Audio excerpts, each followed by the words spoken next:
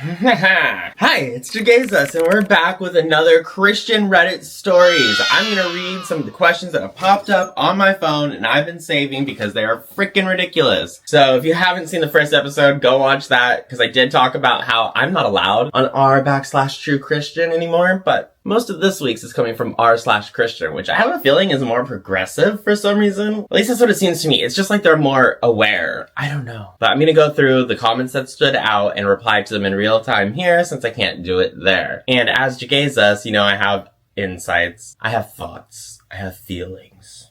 Okay.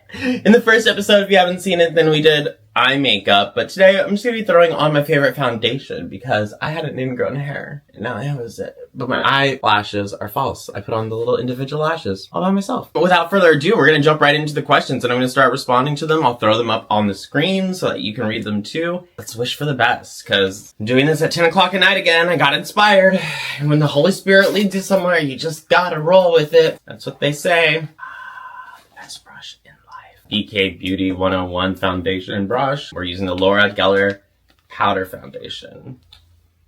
If I can find it, I'll tag it here, but YouTube shopping's still not as good as say TikTok shop is. They don't have as many options. Oh, before we get into that, I just want to say too, huge shout out to my patrons. I know, I don't know if I talked about it last time specifically, but I'm no longer on disability because my year is up and we're still getting tested with no answers for what my issues are. So, I no longer have my temporary disability. That means I am a full-time creator in the sense that I am a full-time creator. So Patreon and YouTube memberships, you can click join right here under the video, mean everything to me right now because that's gonna be how I'm getting by. You'll see the credits. We have some names, but not enough to live on. So I do appreciate your support. You can get access to Discord and other perks, especially if you're gonna do a Patron Saint membership. That gives you some access to me personally and outside of Discord. I guess that's it. Thank you for supporting the channel. Let's get into this actual thing. I never know where to place that because it's like you place it at the end, people don't see it. You place it at the front, people get annoyed and they skip over your video. Don't skip yet. We will be doing this. I just have to find the album. Wait with me while I find the album. I think this is a funny place to start. You tell me. So this Redditor asks, why are there even atheists on this subreddit? I don't know, dear. Maybe it's because they were Christians once. I know, the idea is just shocking. This goes on really dark, but it turns into color meshing for foundation, and I love it. Not only were a lot of atheists raised Christian, but maybe they live in a country where we have to hear about Christianity all the time. So it's good to check up on the forum and make sure that people are behaving and not spreading hatred. I don't know. That's just one idea out of many. And atheists tend to like conversation. They like debate. They like studying. They like learning. They are in a pursuit of knowledge. Because if anyone out there is familiar what atheism is, it's not just saying I hate God, it's saying I need evidence for God. And atheism is all about the pursuit of that evidence and knowledge. I mean, you can be a casual atheist, it's not after knowledge, but most atheists in me are going to be looking for answers. That was a simple one, but I thought it was funny. Because it rolls right into the next one with a similar kind of vibe. Are scholars leaving Christianity, it says. This calls some YouTubers that you may be familiar with scholars, which I don't know if I would call them that. It says, whenever I look into Christian scholarship, what I find is that most scholars, especially on MythVision, start out as Christian and turn atheist. Bart Ehrman, Paulogia, Kip Davis, Josh Bowen, Matthew Bonger, Richard Miller, etc. Yet it seems like no scholar goes the other way. They are Christian to begin with, or an atheist whose doubt is further confirmed. But they're not going from atheist, studying Christianity, and then becoming Christian. I thought that was an interesting observation. Why is it that people start studying Christianity and then end up leaving the religion? Why could that be? Why is it that you don't really see atheists go into studying Christianity and then suddenly convert into being a Christian? Why do we think like I'm leaving this one open-ended because I want y'all to answer that in the comments. Please drop your ideas of why we don't see atheists who study the Bible become Christian. But I will say this. There's a famous quote that goes, the road to atheism is paved with Bibles. Thought process goes a little something like this. Another famous quote ties into that and says, I was a Christian until I read the Bible. There's a lot of people who, once they get up into that book, realize it's not the best. I try to keep my religious views off of this channel, as many of you may know. But what I will say is the Bible's obviously not inerrant, and it's obviously not perfect. And so if you're going into that with this I think it's perfect kind of mindset, not only will you be let down and disappointed, but it's obvious that you're going to encounter different errors because they exist, and your faith is going to be questioned. It just is. That's why they don't want you studying and researching for yourself. They're asking the right questions, at least over there. Next one. Similar. It's a similar vibe this week. Why are so many people becoming more welcoming of Satanists than Christians? Christians, evangelicals, specifically on this subreddit, they are asking the right questions. Does my face look better? I wonder if I should do a full face just so I have something to do with my hands. We'll try to just do it straight out. How about that? It'll go faster. It'll be a faster video this time. You're asking the right questions, Christians. Why is it that people are becoming more welcoming of Satanists than they are of evangelical Christians? Could it be that evangelical Christians are out here spreading hate? Or could it be that you're shoving politics into a religion where they have no business crossing and people are sick and tired of it? People are tired of you standing on this high ground, on your soapbox preaching, but more importantly, thinking that you are more important or somehow know more than other people? What? And Satanists, their entire creed is to first do no harm and that everyone has bodily autonomy and the right to be free. Why would anybody like that? Why would anyone respect that more? So strange.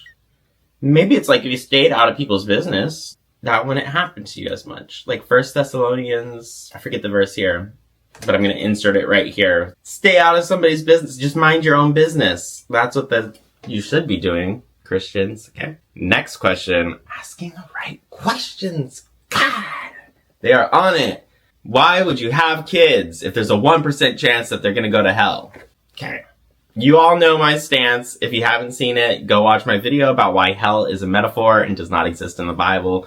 But, let's pretend hell did exist. That's actually a really good question. And it goes in line with a lot of different sects and what they believed. So if you know anything about the Cathars, they believed that the material world itself, what we see around us on Earth, was evil. They believed a lot like the Gnostic Christians and basically the creator God being evil or at least ignorant and creating all of this as a mistake. Pain and suffering are a result of that mistake. The higher God, the God of the universe, is more pure, is all light, is all love. So the Cathars, in their religious belief before they were wiped out during the Spanish Inquisition, one of their tenets, one of their practices in their form of Christianity was to not procreate. Because the worst thing you can do, the worst sin you can do, is implementing somebody to a life of struggle. And that's just about this physical life. You should not even be birthing people into this life. And they based a lot of that on Paul, because Paul was also very much no sex, no procreation, but that was because Paul thought the end of the days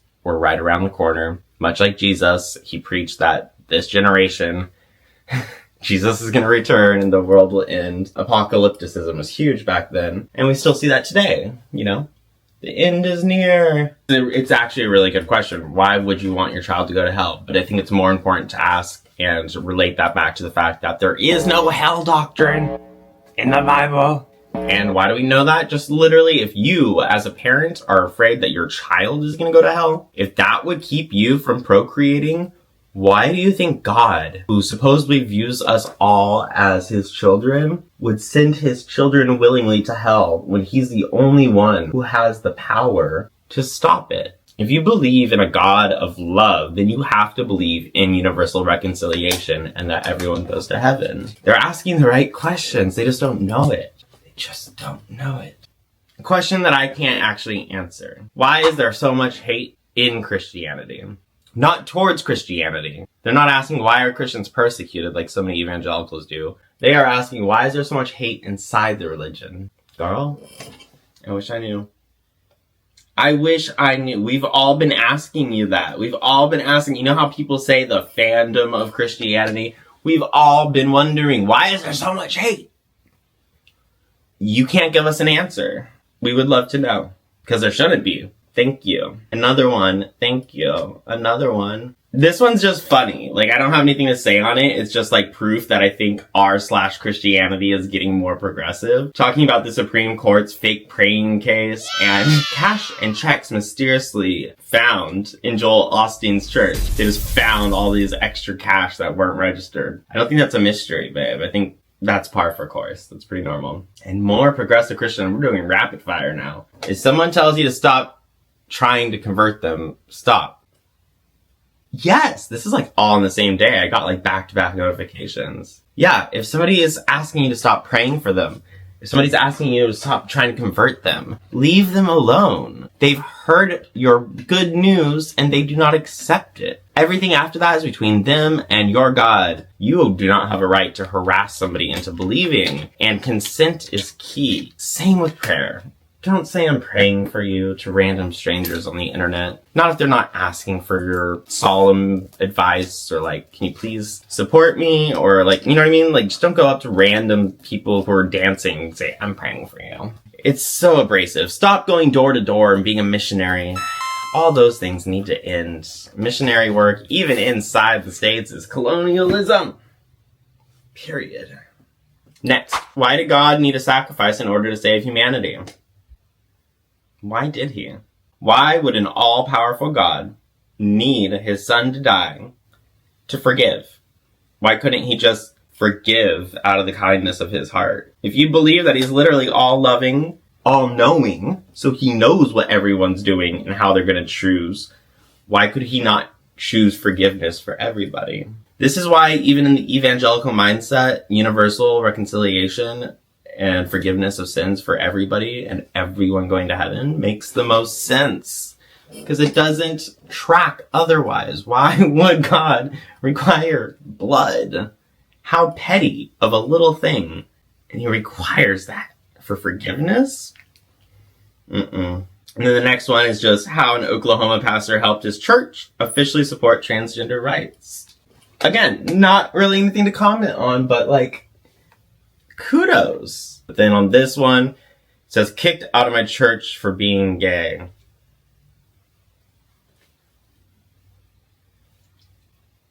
Now, I don't have a lot to say about that one. That one just makes me sad, and I'm sorry. So here we have one end of the spectrum where some churches are getting more progressive. And you see that there's a line drawn in the sand that we all know somebody who's gay. We ourselves are gay. We have gay children, gay friends. And a lot of people are leaving the church because evangelical Christianity is making them decide. He's asking them, who do you support? Your friend, your daughter, or God? And a lot of people are choosing to support their friends and family and leaving the church. Then you have the opposite end. The spectrum that is still in the 2024 year we're currently in, kicking people out and asking them to leave for being gay. I think that is at least honest. That is one step further and somehow more kind in my thoughts than trying to keep them to stay in a hateful church and trying to convert them, trying to save them, trying to monitor their every thought and action, pitying them, reminding them constantly that they're going to hell and that they're not in God's favor. I think that is so much more insidious and so much darker that the fact that they at least asked him to leave the congregation, I think is preferable.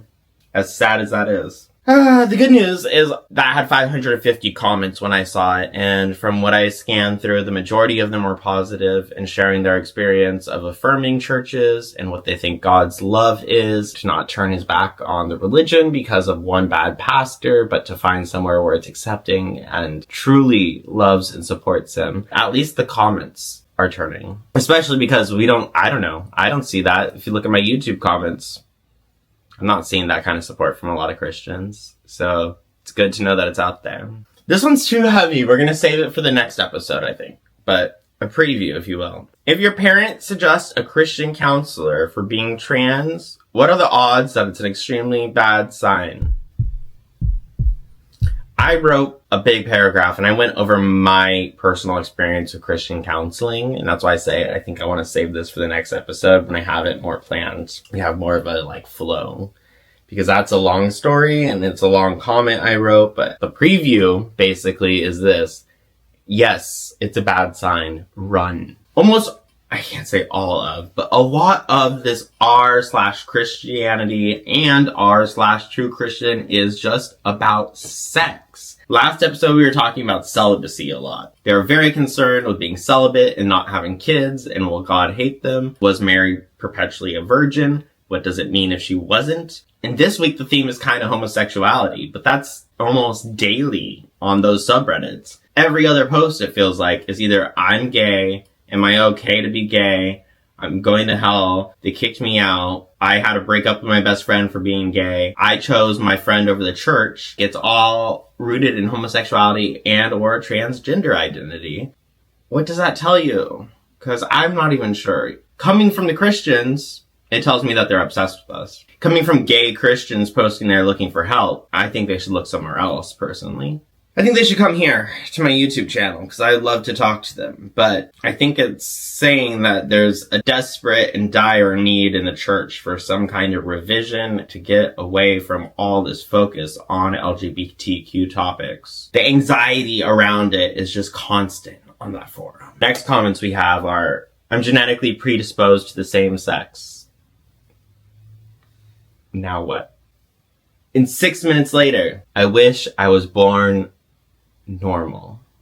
And that post goes into a whole entire blog about how they have always known they were gay, and they've always had, I mean, again, 2 separate questions, but the one that said, I wish I was born normal, I did read and had a longer post about how they always knew and how they feel like a disappointment and that they have asked, prayed, begged for God to change them. And just the way that that is phrased, I wish I was born normal. The word normal has such a heavy weight to it, and it's so sad to hear because it's like, obviously you're normal. Obviously homosexuality is normal. It exists in humans, therefore it's normal, but it's also in the animal kingdom. We are animals, but it's normal. You are normal. And the fact that Christianity has taught you otherwise is just so sad. And then we get back into celibacy. Is it sinful to be child-free and not have a marriage? And also not want to have sex? Yeah. It's called asexual. And it's part of the LGBTQIA community. And we've been waiting for you. Come on over. It's okay. You're just not wanting to have sex. That's fine. It's okay. Okay. Speed round. This one's a mixed bag, and then we'll end it with this funny one. Catholic Church abuse cover-up. Demand for independent investigation. That's like every day, babe. Christianity, God bless everyone. I'm so happy right now. I just realized God loves me. That is the Christian pick-me. That is the pick-me girl of Christianity right there. Are they looking for an applause? Are they looking for like, good for you. Oh my God, God loves me too. Celebrate. Hallelujah. This is a good question, actually. Why do so many Christians have zero empathy for the poor? Why? Christian people are also generally aligned with Republicans, and they're very much the party of pick yourself up by the bootstrap. We don't want to hear it. Hard work. Work harder. You can't eat? Too bad. While the entire gospel is talking about taking care of the poor, giving up everything you own, making sure others have enough. Sodom and Gomorrah was destroyed because she was arrogant, overfed, and greedy, refused to take care of the needy. So for the fact that they were overfed and let others starve, Sodom was destroyed. But Christians don't want to help the poor. Unless they can go to Africa and colonize it and do it in a mission trip sort of way.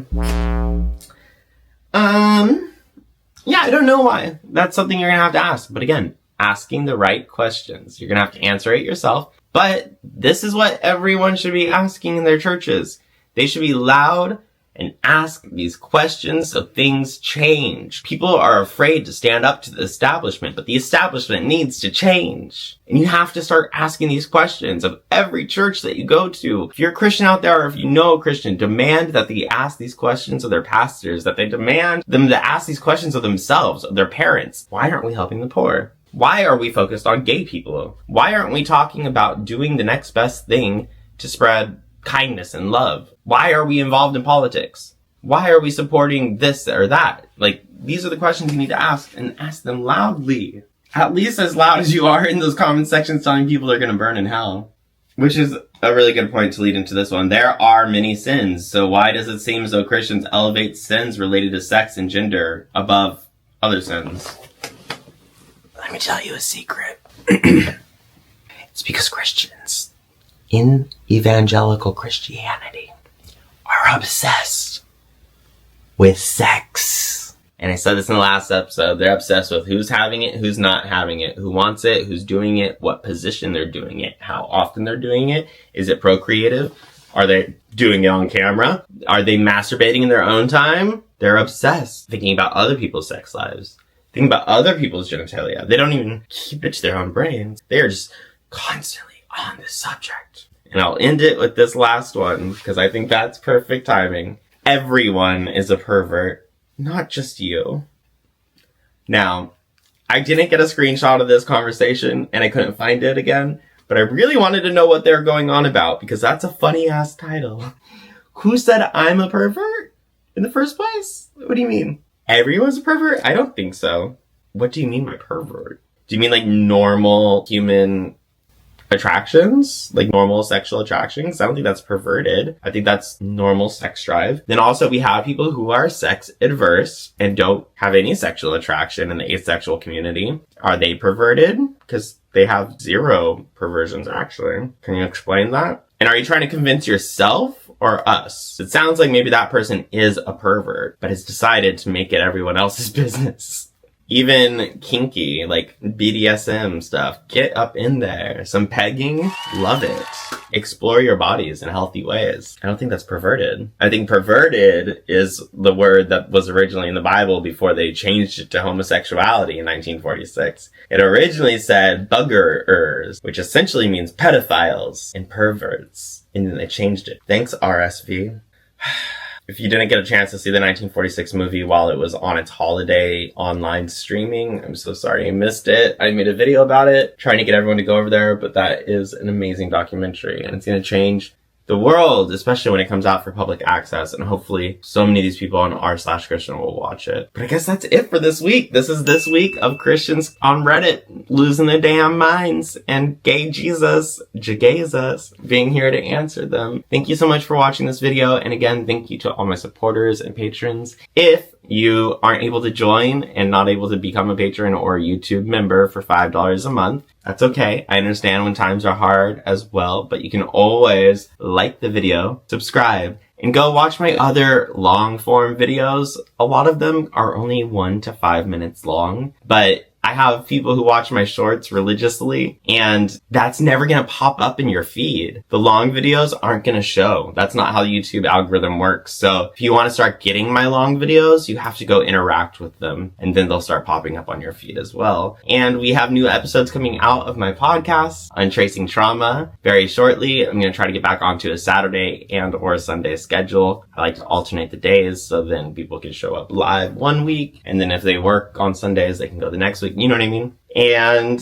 outside of that, all my socials are at JeGaysus. I'm on TikTok the most, but I post to YouTube shorts daily. And then I'm going to be trying to do at least one longer form video, this or a different format, per week. And with that, I say goodbye, and I'll throw up some videos here, here, or here, and a subscribe button over here. You know how YouTube works at this point. I'll see you next week. I already know that there's going to be some crazy ones.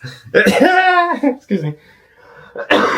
Spread kindness. And we'll end this with a prayer as we always do. Or at least I do this on Cameo. Oh yeah, you could book a Cameo too if you want. It's in my link tree. All my links are in the description. Oh, and we're going to Turkey. Holy crap, how did I forget about that? We are going to Turkey in June. 8 days. So everyone, no matter where you live, we're going to fly and meet each other in Turkey, and then everything else is planned. Hotels, food, itinerary, trips, tours, going to the Hagia Sophia, seeing where Christianity was born. We're going for 8 days, in the middle of June. It's like the first link in my link tree. Go check that out. First 10 people that sign up get a $200 discount, and you can pay with it over a 12-month period using Affirm.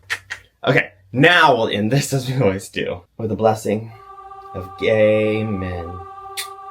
Bye. Lastly, before you go, I just want to give a huge shout out to my patrons. You mean everything to me. I know my numbers have dropped recently, but you make this channel possible, and hopefully we'll get more sign-ups soon. Especially we have our YouTube members as well. The disciples are everything, but huge shout out to my patron saints. You make my life so much easier. Thank you for signing up.